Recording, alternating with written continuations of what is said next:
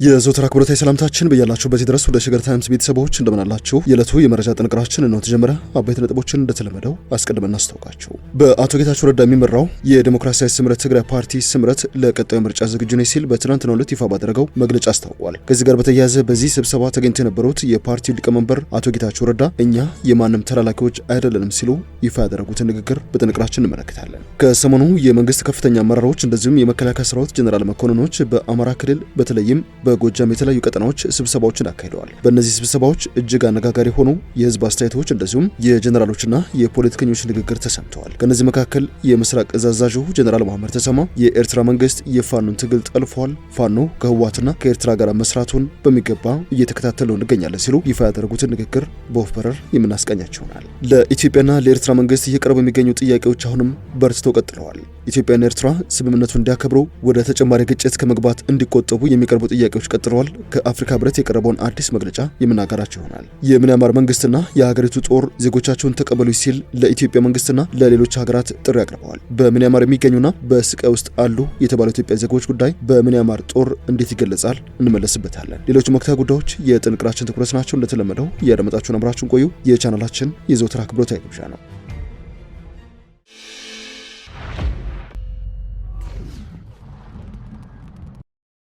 ወደ ቀዳሚ ጉዳያችን እናምራ። የዲሞክራሲያዊ ስምረት ትግራይ ፓርቲ በቀጣዩ ሀገር አቀፍ ምርጫ እንደሚሳተፍ ይፋ አድርገዋል። ምንም እንኳን በትግራይ ክልል የፖለቲካ አደረጃጀት እንደዚሁም የጸጥታ መዋቅሩን የተቆጣጠሩ ህወሓት እኔ በቀጣዩ ምርጫ ካልተሳተፍኩ በትግራይ ክልል ሀገር አቀፍ ምርጫ አይከናወንም የሚል ቅድመ ሁኔታ ቢያስቀምጥም በአቶ ጌታቸው ረዳ የሚመራው የዲሞክራሲያዊ ስምረት ትግራይ ፓርቲ ግን በቀጣዩ ምርጫ ለመወዳደር ለመሳተፍ ዝግጁ ነው ብለዋል። ዲሞክራሲያዊ ስምረት ትግራይ በትናንትናው ዕለት የምክር ቤት ወይንም የማዕከላዊ ኮሚቴ ስብሰባውን ማካሄድ በጀመረበት ወቅት ነው ይህን ያለው። ስምረት ከብልጽግና ፓርቲ አንዱ ነው እየተባለ ቢገለጽም ድርጅቱ ከገዢው ፓርቲ ጋር በጥምረት ለመስራት ያሰበው አንዳችም እቅድ የለም ሲል አስተባብሏል። እኛን ከብልጽግና ፓርቲ ጋር የሚያያይዙን ስማችንን የሚያነሱት ሆነ ብለው ነው ያለው። ፓርቲው ከብልጽግና ጋር ቢሰራ ችግር የለውም፣ ነገር ግን ህወሓት ወደ ኤርትራ ስለሄደ ሻዕቢያ ነው ማለት ነው ወይ የሚል ጥያቄም አቅርበዋል። መግለጫውን የሰጡት የፓርቲው ሊቀመንበር ጌታቸው ረዳ ይመሩት በነበረው የክልሉ ጊዜያዊ አስተዳደር ከንቲባ ተደርገው ተሾመው በህወሓት ተቃውሞ ስራቸውን እንዳይሰሩ ታግደው የቆዩትና ዲሞክራሲያዊ ስምረት ትግራይ ፓርቲ ከመሰረቱት መካከል አንዱ የሆኑት አቶ ብርሃነ ገብረ ኢየሱስ ናቸው። ብርሃነ በዚህ መግለጫቸው ትግራይን የተመረጠ መንግስት ሊያስተዳድራት ይገባል ሲሉ የሞገቱ ሲሆን ፓርቲው ለምርጫ ዝግጅት እያደረገ ይገኛል ሲሉ ማስታውቀዋል። በኢትዮጵያ የምርጫ ፖለቲካ ፓርቲዎች ምዝገባና የምርጫ ስነ ምግባር አዋጅ ቁጥር 1162/2011 ዓ.ም ለኢትዮጵያ ብሔራዊ ምርጫ ቦርድ በተሰጠው ስልጣን መሰረት የክልላዊ ፖለቲካ ፓርቲ ጊዜያዊ ምዝገባ ፈቃድ ለዲሞክራሲያዊ ስምረት ትግራይ ፓርቲ ግንቦት 15 ቀን 2017 ዓ.ም መሰጠቱን የቀድሞ ከንቲባ አስታውሰዋል። በስብሰባው የተገኙት አቶ ጌታቸው ረዳ በበኩላቸው ድርጅታቸው በትግራይ ጉባኤውን ለማድረግ ፍላጎት የነበረ ቢሆንም በክልሉ ያለው ስርዓት አልበኝነት ጫፍ የደረሰ ነው ብለዋል። በዚህ ምክንያት ጉባኤውን በትግራይ ክልል ማካሄድ አለመቻላቸውን አስታውቆ ነበር። ለመሆኑ ከሌሎች ፓርቲዎች ጋር የመጣመር ፍላጎት አላችሁ ወይ የሚል ጥያቄ ለስምረት ፓርቲ ቀርቦ ነበር። ከዚህ ባለፈም ይህ ጥምረት ከብልጽግና ፓርቲ ጋርስ ቢሆን ልታደርጉ ትችላላችሁ ወይ የሚል ጥያቄ ቀርቦላቸው የነበሩት አቶ ብርሃነ ከሌሎች ፓርቲዎች ጋር ጥምረት ስለመፍጠር በሂደት የምንመለከተው ጉዳይ ነው የሚል ምላሽ ሰጥተዋል። እኛን ከብልጽግና ፓርቲ ጋር አያይዘው ስማችንን የሚያነሱ ሆነ ብለው ነው የሚል ምላሽ ሰጡ ሲሆን ስምረት ከብልጽግና ጋር ቢሰራ ችግር የለውም፣ ነገር ግን እንደ ህወሓት አመራሮች ከሌሎች ሀገራት ጋር ሆኖ ሀገርን ለማጥቃት ማሰብ ነው ሊኮነን የሚገባው ሲሉ ሞግተዋል። ስምረት ፓርቲ ፕሬዝዳንት ጌታቸው ረዳ ከሌሎች የፓርቲው አጋሮች ጋር ሆነው ድርጅቱን ለማቋቋም የወሰኑበት ምክንያት በዶክተር ደብረጽዮን ገብረ ሚካኤል የሚመራው ህወሓት በተራዘመ አስተዳደር ግልበጣ ሲራ ከጊዜ አስተዳደሩ ፕሬዝዳንትነት መንበራቸው እንዲለቁ ግፊት ስለተደረገባቸው መሆኑን መግለጻቸው ይታወሳል። የትግራይ ጸጥታ ኃይል ስምረት ፓርቲ በአፋር ክልል የሚንቀሳቀሰውን የትግራይ ታጣቂ ቡድን ወይንም ነጻ መሬት አሊያም የትግራይ ሰላም ኃይል ቡድንን ይመራል፣ ይደግፋል፣ ያስተባብራል በማለት ካሁን ቀደም መወንጀሉ አይዘነጋም። ስምረት በበኩሉ አመራር የሚሰጠው አንድም የታጠቀ ቡድን የለም ሲሉ ምላሽ ሰጠ ሲሆን ነገር ግን የህወሓት ኃይሎችና ህወሓትን የሚደግፉ የጦር አመራሮች ከኤርትራ ጋር ሆነው በትግራይ ህዝብና በኢትዮጵያ ላይ ጦርነት የሚከፍቱ ከሆነ ከኢትዮጵያ መንግስት ብቻ ሳይሆን ከየትኛውም ኢትዮጵያ ኃይል ጋር ሆነው በጥፍራቸው ቆሞ ጭምር እንደሚፋለማቸው አቶ ጌታቸው ረዳ በተደጋጋሚ መናገራቸው ይታወሳል።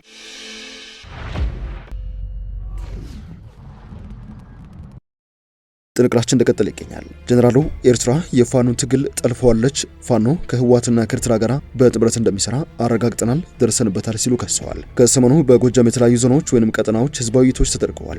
በእነዚህ ስብሰባዎች ብዙዎች ያልጠበቁት አይነት አነጋጋሪ የህዝብ አስተያየቶች ሲነገሩ ተደምጠዋል። የፋኖ ኃይሎችን ጽንፈኛ ሲሉ የሚከሱ ሲቪል ነዋሪዎች ታይተዋል። ለፋኖ የውስጥ አርበኛ ሆነው የሚሰሩ የመንግስት አመራሮች አሉ በሚልም የከሰሱ የስብሰባ ተሳታፊዎችም ሲናገሩ እየተደመጡም አሉ። የመንግስት አመራር ለአማጺው ኃይል ቀኝ የውስጥ አርበኛ ሆነው ሆነው እያገለገሉ ይገኛሉ ሲሉ የከሰሱ አስተያየት ሰጪዎች መታየታቸው ለብዙዎች መነጋገሪያ ነበር። የተቃውሞ ሚዲያው በበኩሉ ሀሳብ ከሰጡት የስብሰባው ተሳታፊዎች መካከል ከዚህ ቀደም ለመንግስት እጅ ሰጥተው ወደ ከተማ የገቡ የቀድሞ የፋኖ ታጣቂዎችም አሉበት ሲሉ ዘግበዋል። ይህ ብቻ አይደለም፣ የመንግስት ጦር የፋኖ ዘመድ ናቸው በሚል ሲቪል ዜጎች ላይ ጫና የሚፈጥሩ የኃይል እርምጃዎችን እንደሚወስድና ይህ ያለአንዳች ማመንታት እንዲስተካከል የጠየቁ ነዋሪዎችንም በክልሉ ሚዲያ በተላለፉ ዝግጅቶች ላይ ሲናገሩ ተደምጠዋል። በምስራቅ ጎጃም ዞን በተደረገ ስብሰባ ላይ ተገኝተው የነበሩት የምስራቅ እዝ ዋና አዛዥ ጀነራል መሐመድ ተሰማ በስብሰባዎቹ አነጋጋሪ ሀሳቦችንም ሰንዝረዋል። ጀነራል መሐመድ በሁሉም አቅጣጫ ኢትዮጵያ ሊዋጉ ተስማምተዋል ያሏቸውንም የሀገር ውስጥና የውጭ ኃይሎችን ጥምረት ይፋ አድርገዋል። ከዚህ ቀደም ኢትዮጵያ ከውጭ ኃይሎች የገጠማትን ወረራ እንዴት እንደቀለበሰችና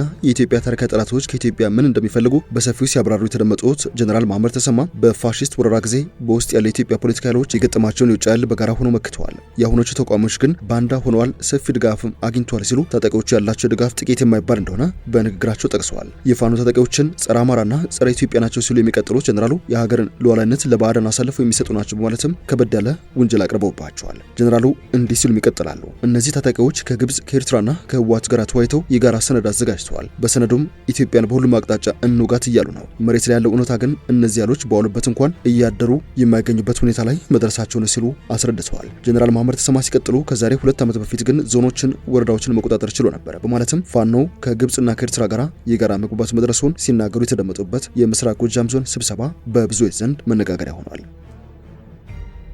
የዕለቱ የመረጃ ጥንቅራችን እንደቀጠለ ይገኛል። የኢትዮጵያና የኤርትራ መንግስት የአልጀርሱን ስምምነት እንዲያከብሩ ከዳግም ግጭት እንዲቆጠቡ የሚቀርቡ ጥያቄዎች አሁንም ቀጥለዋል። ከዚህ ቀደም የአውሮፓ ህብረትና አባል ሀገራት እንደዚሁም የተባበሩት መንግስታት ድርጅት ዋና ጸሐፊ አንቶኒዮ ጉተሬዥ ለኢትዮጵያ መንግስትና ለኤርትራቸው የአልጀርሱን ስምምነት እንዲያከብሩ ተደጋጋሚ ጥያቄዎችና ማሳሰቢያዎችን አቅርበው ነበር። አሁን የጥሪ ተራው ለአፍሪካ ህብረት ሆኗል። የአፍሪካ ህብረት ኮሚሽን ሊቀመንበር ኢትዮጵያና ኤርትራ ለአልጀርስ ስምምነት ቁርጠኝነታቸው እንዲያድሱ ነው ጥሪ ያቀረቡት።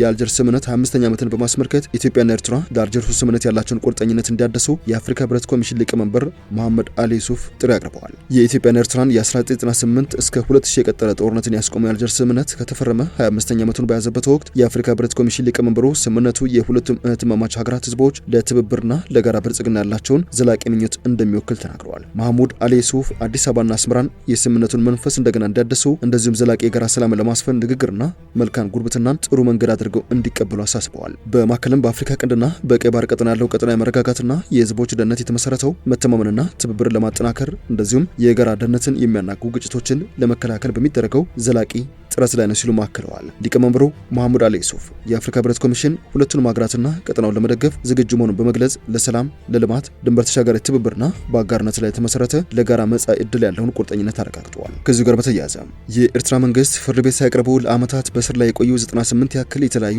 የሃይማኖት ተከታዮችን ባለፉት ጥቂት ሳምንታት መፍታቱ የኤርትራ መንግስት በመጨረሻው የአገዛዝ ዘመኑ እየወሰዳቸው የሚገኙ እርምጃዎች ወዴት ሊያመሩት ይችላሉ የሚል መላምት እንዲሰጡ አድርገዋል። ባለፈው ሳምንት ሐሙስ ብቻ በዋስ ከስር ከተፈቱት 36 የሃይማኖት ተከታዮች መካከል 20ዎቹ ሴቶች እንደሆኑ ጠቅሶ ቢቢሲ ዘግቧል። ሌሎች 17 ታማኞች ባለፈው አርብ ከእስር መፈታታቸውን የጠቀሰው ዘገባው ከ2 ሳምንት በፊት በተመሳሳይ 16 ሴቶችን ጨምሮ ለ3 ዓመታት ያለ ፍርድ ታስረው የቆዩ 26 ሰዎች ከእስር መለቀቃቸውን ከምንጮቹ ተረድቻለሁ ብሎ ይፋ አድርጓል። አምነስቲ ኢንተርናሽናልና ሂውማን ራይትስ ዎች የሀገሪቱ መንግስት በእምነታቸው ሳቢያ ያለ ፍርድ ለዓመታት ያሰራቸውን ሰዎች በአስቸኳይ መፍታት አለበት የሚል ጥሪ ሲያደርጉ ቆይተዋል። ሆኖም የሀገሪቱ መንግስት በእምነታቸው ምክንያት የታሰሩ ሰዎችን ስለመፍታቱ እስከዛሬው ዕለት ድረስ ያወጣው መረጃ የለም። ኤርትራ በርካታ የጆባ ምስክርና የፕሮቴስታንት እምነት ተከታዮችን ከ20 ዓመታት በላይ ያለ ፍርድ ማሰሯን ዓለም አቀፉ የእምነት ተቋማትና የሰብአዊ መብት ተሟጋቾች ሲገልጹ ቆይተዋል።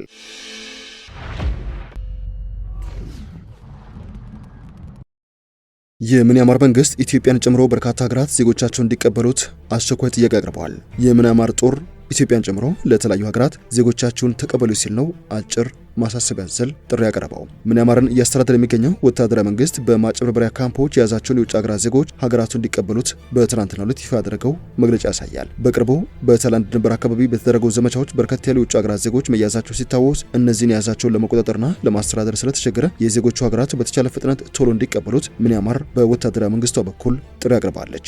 ሀገሪቷ ዘመቻው ባለፈው ጥር ከተጀመረ ወዲህ ከ47 ሀገራት የተውጣጡ 13272 የውጭ ሀገራት ዜጎችን መያዟን ስትገልጽ አብዛኞቹ ወደ ሀገራቸው ተመልሰው አሁንም 1655 ያክሉ እዚያው እንደሚገኙ ይፋ አድርገዋል። ከቀሩት መካከል ከ500 የሚበልጡት የቻይና ዜጎች ሲሆኑ ከ100 እስከ 300 የሚደርሱ የኢትዮጵያ ዜጎች እንደዚሁም የቪየትናም፣ ኬንያ፣ የኢንዶኔዥያና የህንድ ዜጎችም እንዳሉበት ሚያንማር አስታውቃለች። ሚያንማር አብዛኞቹ ወደ ሀገራቸው ያልተላኩ የአፍሪካ ሀገራት ዜጎች ሀገራቸው በታይላንድ እንደሚሆን በሚያንማር ኤምባሲ ስለሌላቸው ነው ብላለች። ሚያንማር በዓመት $40 ቢሊዮን ለወንጀለኞች ቡድኖች የሚያስገኙ የማጭበርበሪያ ካምፖች መፍለቂያ ስትሆን ኢትዮጵያን ጨምሮ የበርካታ ሀገር ዜጎች ስታለው በእነዚህ ካምፖች በግዳጅ እንዲሰሩ ይደረጋሉ በሚል በተደጋጋሚ መዘገቡ ይታወሳል።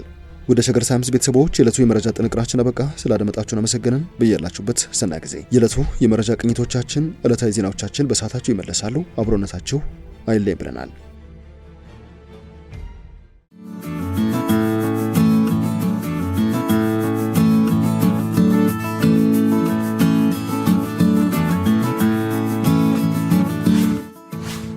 ሸገር ታይምስ ሚዲያን ሰብስክራይብ በማድረግና ደወሉን በመጫን ይከተሉን።